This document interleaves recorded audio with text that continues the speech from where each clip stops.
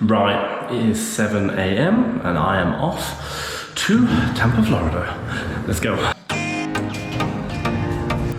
So if you want to know, I'm about to go give a presentation on how to grow your Amazon business with a virtual assistant to a group of sellers over in Tampa and Florida. And honestly, really happy to do this because it's about talking about my experience, what I've done with my business. So let's go.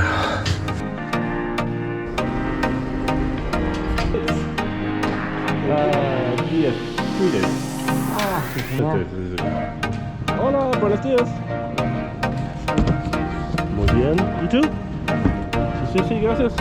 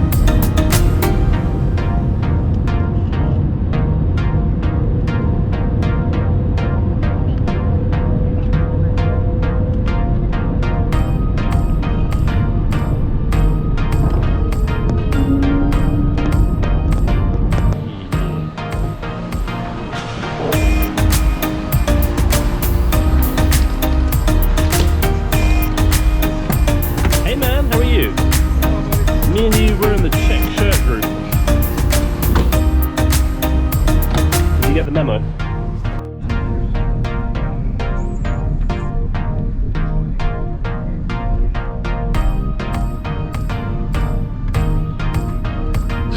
How far is Orlando?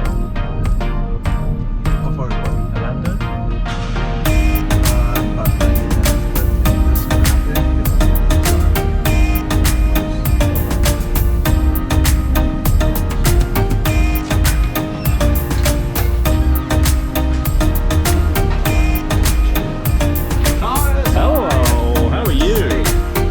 Good. Good? Fantastic. First things first, thank you so much for coming. Before I jump in, can I just quickly ask, show of hands, has anyone got VAs already? So we've got a couple. Has anyone got, should we say more than 3 VAs? Put your hand up. 10? 20? Fantastic. Well, hey, well done. Honestly, really big respect. So I think it's a really good thing, actually, before I even jump in. So VA, virtual assistant, what is it? It's an employee. That's it. They are someone who works for you, but generally speaking, they work for you online. They can be, should we say, in the US, they can be in the Philippines, where a lot of them are from, they can be in the Ukraine, they can be in the UK, where I'm from, and they can be anywhere, but generally speaking, they are someone who is online. So, a little bit about me. I'm from London, I'm 35, and I've been doing Amazon for 4 years. I sell on the UK, and that's my stats as this morning, about 1.5 million. About 2 million US in sales. I do that, and I've got a team of probably maybe 10 VAs running that business. I don't really know. We're changing, we're hiring, should we say. Then also as well, just started in the USA. So we're doing online arbitrage model again in the USA. And I've got a team of 5 running that business. Also as well, I do YouTube. We've now broken the 9,000 subscriber mark, and we get 40,000 views. And I like to document the OA journey. Again, I'm not an expert. I just share what I do. In addition to that, I have about 50 plus VAs. We've lost some because we have a bit of turnover, but 59 in the internal comms channel. On top of that as well, I like to travel the world. I think I've probably been to 10, 15 countries in the last 18 months. COVID, thing. I live in Mexico City right now. And here's a beautiful picture of some of my VAs, and they made that this morning. So I thought that was lovely. And obviously, me right there. why you might want to think about outsourcing your business and the process behind it. So if you think about any business, it kind of breaks down into three things: time, money, people, resources. That's it. I don't have enough time to do something, or I don't have enough money to buy more deals or more stock, or I don't have enough people to do something, or maybe I don't have, I'm just too busy, maybe doing prep, for example. There's kind of like three fundamentals of your business. That's pretty much the way it breaks down to. For you, common reasons why you might want to think about kind of outsourcing: just not enough time. Oh my God, I really understand that one. And the funny thing is we're all experts in our business. We know what we're doing and we just get involved day in, day out.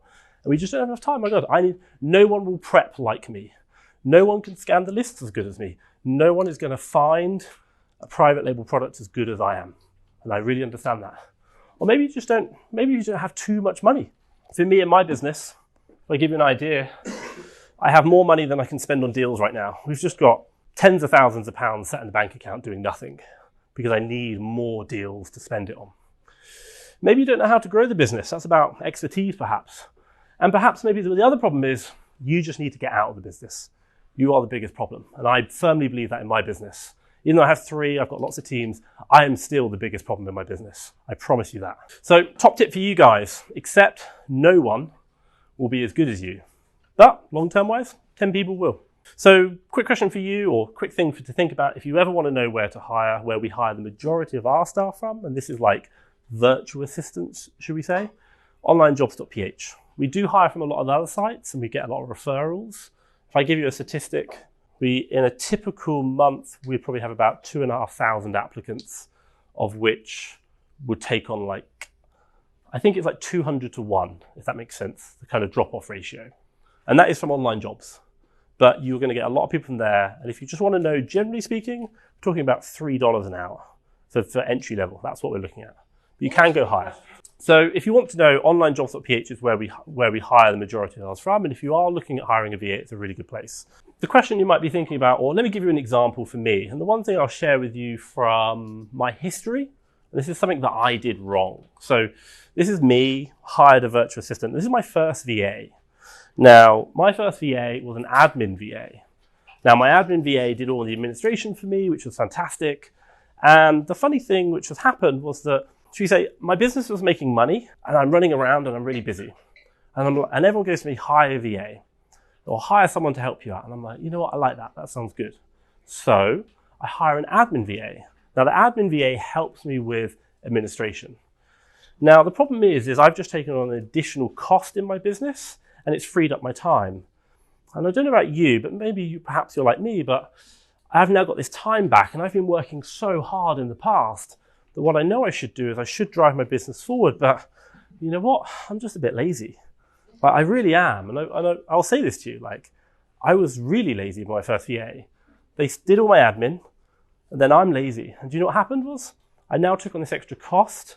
I now had this free time and I didn't do any extra work. And what happened? My profits started going down. And I started losing money because I was having this VA in. And it's not because a VA is bad, it really isn't. But it's a really common trap, and I hear it time and time again. We hire a VA, they help us with administrative tasks, and then we don't do any extra work, and as a result, our business doesn't grow, but now we have increased costs. And a very classic example, I've hired a bookkeeper to do my books. Cool, but don't worry, I check all the books anyway. I'm like, you trust your VA, you trust your bookkeeper, this is their job, they should do it. Sure, spot check, not a problem.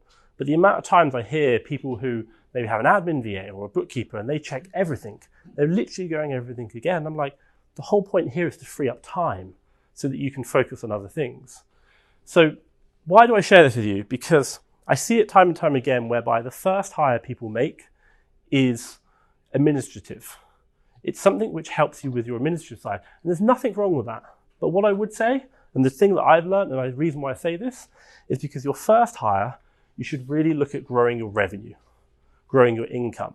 A couple of things for you when you're thinking about when to hire. Think 90 days. I always think it takes 90 days before someone adds value to your business. When I was a manager working in corporate, you use something called the 90-day plan, and I still believe it today. Do not hire someone today thinking tomorrow they're going to be up and running. It just doesn't happen. Set your expectations low and you'll be fine.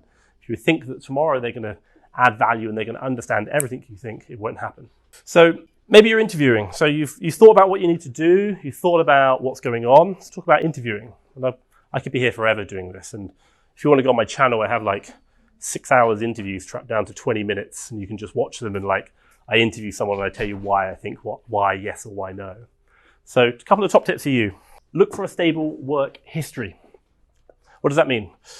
Oh my God, it's the same thing like in any employment. If they've worked for like multiple companies for 3 months, odds on they're probably going to work for you for 3 months and go elsewhere. Same as the keeper chart. If Amazon's been on a listing all time, but today they're not, odds on they're probably going to be on the listing in the future. So look for the history. Past performance is a very good indicator of future potential. That's what we're looking for. Also as well, very common in the Filipino world or freelancing job, multiple jobs. If you ever see evidence of people working more than one job, walk away. Doesn't matter how good they are. Trust me, they'll sell you the dream. Walk away because they'll work for you and someone else. Now, you might ask the question, should I hire part-time or full-time? My top tip is hire full-time. Why? Right now, you might not need full-time. But if you hire part-time, and then when you need to go full-time, they've already got another job, you can't have them.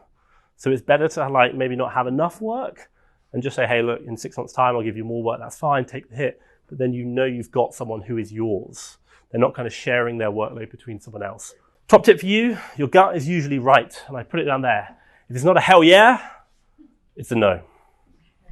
If you like it's a maybe, it's a no. And I say to my recruitment team, and I've got 3 full-time recruiters and 1 full-time HR manager. She's an ex-business partner from Pepsi-Cola. So we do a lot of recruitment is, if it's a maybe, you haven't asked enough questions. Because either it's a hell yeah or it's a no. There is no middle ground. That's a really short one. And just accept you're hiring people. You are going to get it wrong. VAs will quit.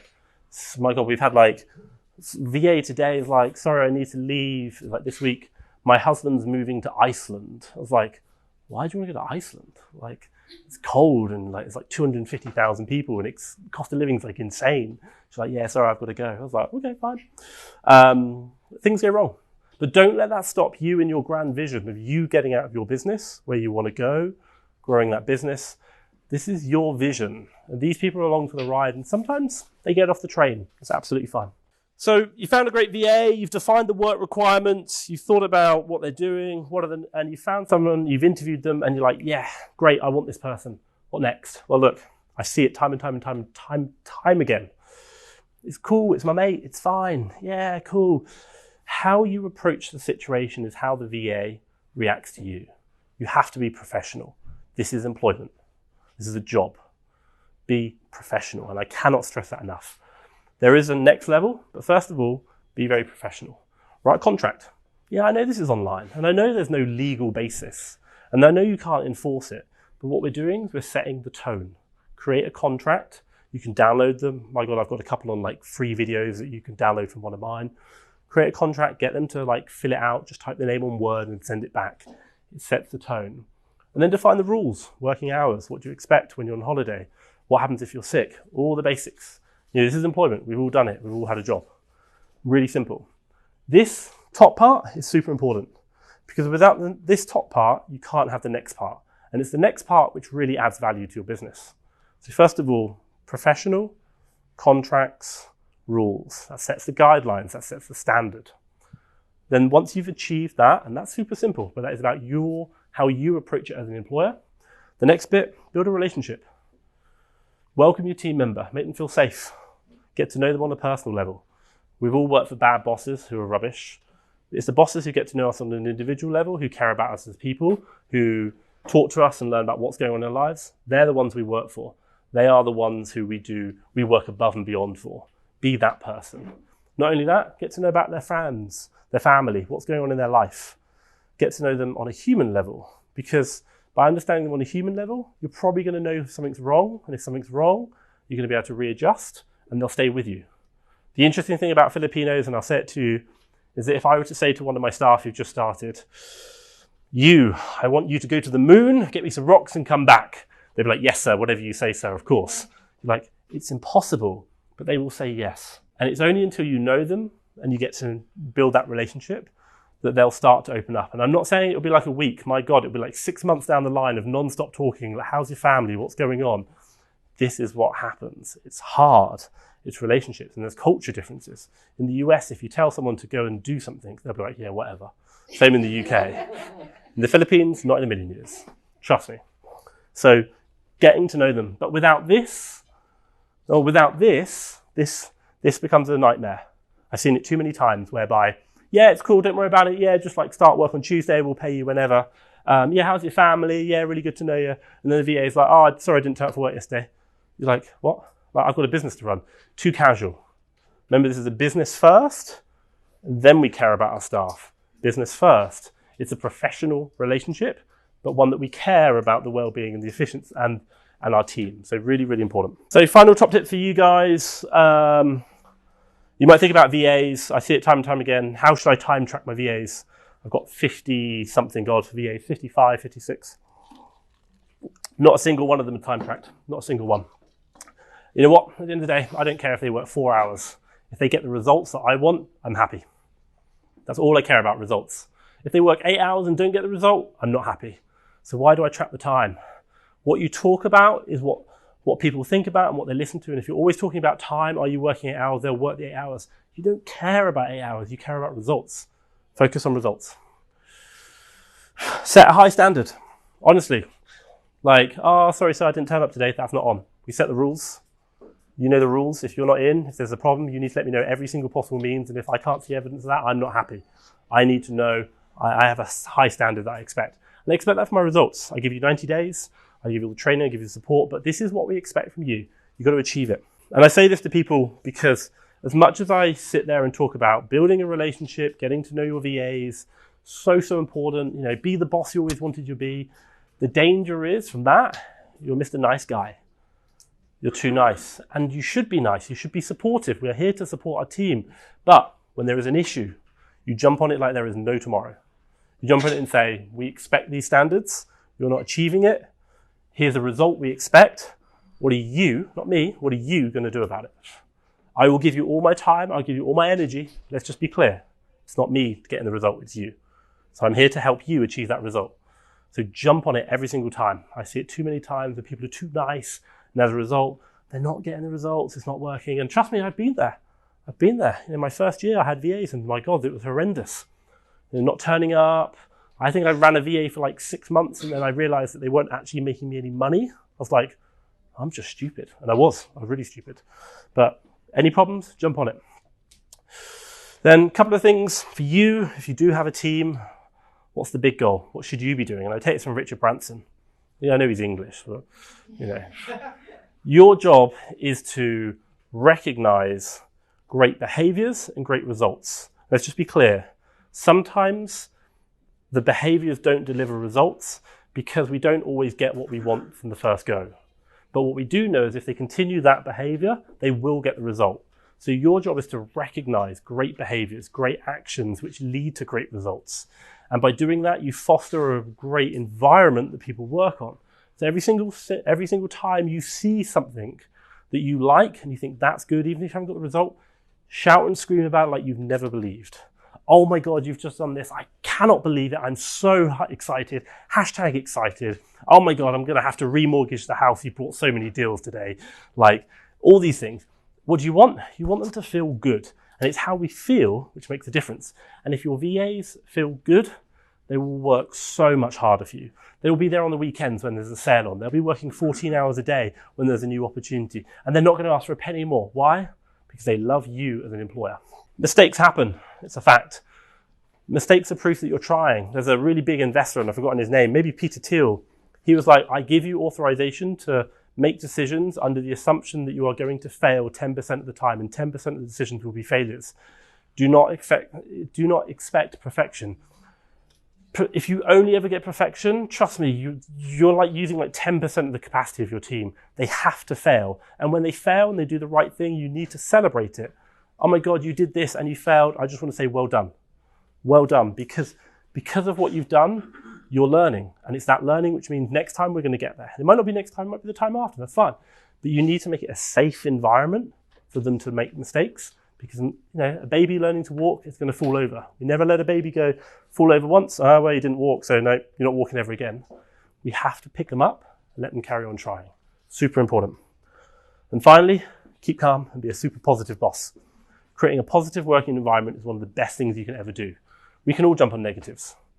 But don't do it. Just be like, hey, I love that, I love that. Look at the positives. That's what you really need to do. And then finally, top tip for you guys, it's a business. This is your life. If you want to know, your business is a reflection of you. It's what you do. Don't build a business that you hate. I did that, trust me. My first business, I hated. Shut it down, it's not worth it.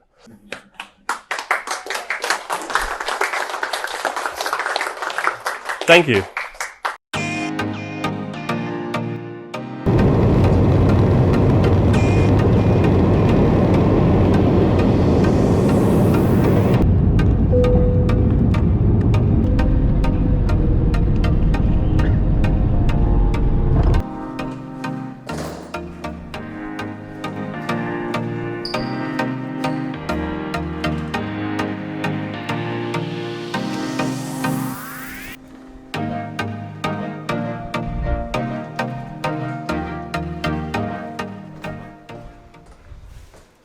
Right, okay, so just got back now from Florida, or should we say Tampa actually, and my God, that was an amazing trip and really good to come meet other Amazon sellers. There must have been about 35, 40 people there that I was talking to. Now, one of the questions which should we say that was being asked was quite simply, why do Amazon sellers need a VA? And I talked about this in my presentation, and the simple fact of the matter is two things. Number one is that selling on Amazon it's hard work. It's a business at the end of the day, and to run a business on your own is super, super hard. And actually, by having a VA or even a team of VAs, just allows you to outsource, should we say, some of the work. It's very repetitive, and they can do that. But also as well, it helps you build a team that allows that maybe if you're sick or if you're not feeling well, then that team can actually do an amazing job without you, and your business still continues. You know, if it is just you, you are a single point of failure and your whole business can stop. If you want to go on holiday, your business stops. But if you have a team, they are able to do it. In my business, we've got a purchasing manager, sourcing VAs, and even admin, and the whole business runs without me. So absolutely amazing. And having a VA just allows you to, number one, outsource that business, outsource those tasks. Number two, it allows you to make sure that, should we say, that your business isn't solely reliant on you, and you are not the reason why it fails. But also number three is the fact that it allows you to get out of your business. Like for me, I could travel to the US right now, and as a result, my business is still running because I wasn't in the business, but also as well, I can now actually work on my business, improving it, making it better, and not required to actually do the day-to-day operational stuff, which is amazing. Now, two of the other questions that really got asked is like, what can a VA do for you in your Amazon business? Well, for me and my arbitrage business, we have three types of VAs. Manual sourcing VAs, they are the people who go out there and find the products to buy cheap to resell on Amazon. And we probably have the most of them. You know, in my UK business right now, I think we have 8 of them. We also have administrative VAs. They do everything from like the profit and loss, the accounts, working with suppliers about overdue stocks, getting refunds in stocks, managing all the inventory, and then also the seller central checks, super, super important. Just making sure that everything runs and doing everything other than finding products and physically buying them. They do everything else, and I love that. And then finally, we also have purchasing managers, and I say that in the fact that they manage the business. They are in charge of it day-to-day operationally and managing the team, and their job quite simply is to buy the deals that the sources have found, and obviously we can buy them and resell them on Amazon. So we have 3 roles, super simple, super clear, but also it allows us to build a business that scales very efficiently and very well, and again, very simply. So I love that as well. Now, one of the other questions we got asked, or should I got asked during that presentation, was like part-time or full-time. Now, my top tip, and I'd say this to anyone, is always do full-time. Don't do part-time. Why? Because if you're looking part-time, it's probably going to be in 2, 3, 6 months' time. You're probably going to want them to go full-time, because by getting that member of staff, they're going to help your business grow. But you know what? That member of staff just started working to work part-time. They won't want to go full-time. So your problem comes is that you want to grow your business. You now need more. You now need them to work more hours. They don't want it. They only want work part-time. So even for us, when we do hiring, we're like, if maybe we've got about 80% of the workload there, not 100%, we'll still hire it, because by the time they get up to speed and everything's going, then certainly we'll need that full-time availability. So I really, really recommend full-time all the time. And also as well, even if they're looking for full-time and you hire them part-time, there is a risk they could go work for another Amazon seller, which is the last thing you want. So always be looking at full-time. That is my top tip. Now, one of the questions you might ask is like, what did I learn from this trip? Well, quite simply, it was the fact that there are so many Amazon sellers out there who are absolutely smashing it. And right now we're doing like 2 million a year on our UK business, or 1.5 million pounds, 2 million US. And I met sellers who are smashing that, and they've got lots of VAs and they're working. And the interesting thing is that we could all get out of our businesses, we could all come meet each other, and we could network. And I learned from them as well. Even if I was just doing the presenting, I learned from other people who were doing so much more. And that was because I was able to get out of my business, but also I knew that my business was still running and I wasn't stressed about it. So also one thing that I really learned from this business is that the people who are doing the best in this world, they build a team, they really do, because it allows them to go network with other sellers, learn from other sellers, and they know full well that their business is still running even without them. Now that might be a team of virtual assistants, it might even be a team locally in a warehouse, for example, but they have a team working for them, and that just allows them to work on the business and not in it day to day. And that is the biggest learning I took away from this. Now, what I will say is if you are interested in getting a VA, do have a look at the link down below for the FastTrackFBA Academy. You can book in a free 30-minute call to speak to one of my team to understand if one of our VAs is going to be right for you in your business, and obviously have any of your questions answered. So check out that link below. Trust me, it's been a game changer for me in my business, but also in my life, and has allowed me to travel the world and obviously go to Florida to meet other sellers and learn so much. And all whilst my business is growing from strength to strength. So check it out. I think building a team is going to be game changing for you in the coming years and growing your business forward. What I will say is hopefully you've enjoyed this video. If you have, give me a big thumbs up. And hey, if you want to see more like this, do hit that subscribe button down below. It's going to notify you when I drop more videos about Amazon, building teams, and everything I'm learning about my business. That's going to help you grow your business as well. But what I will say is from me, Thomas Parkinson, and FastTrackFBA, thank you very much.